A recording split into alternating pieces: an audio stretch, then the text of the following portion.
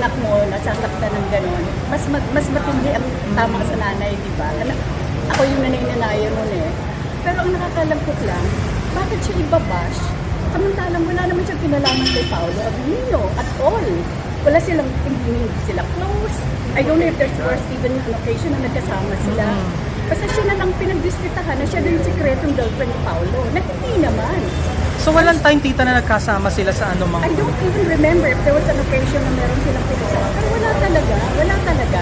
So tita, para malinaw lang, paano nag-umpisa?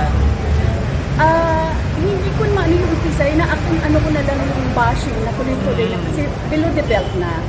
Pati yung mga pelikula, yung clips ng pelikula niya sa Adan, kinakalat na nila, na parang hindi na, bastusan na eh, bastusan na. Sabi ko nga, sana alamin muna nila yung totoo bago sila maging judgmental sa tao. Kasi yung bata apektado, umiiyak na si Ren dahil hindi na ito maganda. Kaya ako nga, sabi ko nga, hindi nga akong tunay na nanay, nasasaktan ako. How much more? So sana maging ano lang sila, maging fair, maging objective. And know the facts. Diba? And know the facts. Sa tingin mo, tita, paano yung nag-start? Bakit nagkaroon ng ganong conclusion? Honestly, hindi ko alam. At hindi ko alam ang motibo kung ano gusto nilang parating. Pero friends ba sila ni Paolo?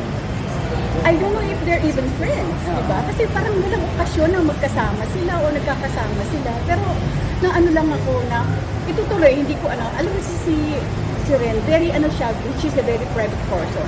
Correct. Kung may boyfriend at kung sino yung boyfriend niya, hindi ko rin pinakikialaman, di ba? Kasi huwag natin anuhin, di ba? Kaso lang, syempre ito paano na nasasaktan. Kasi lalong hindi totoo talaga. Hindi totoo.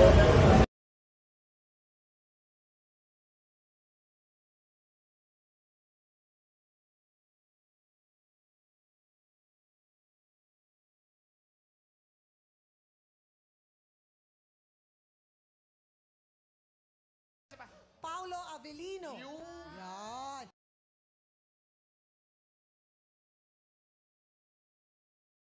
Paolo Abilino. Hindi ba malinaw yung pagkakasabi ko? Isa pa. Paolo Abilino. Yan.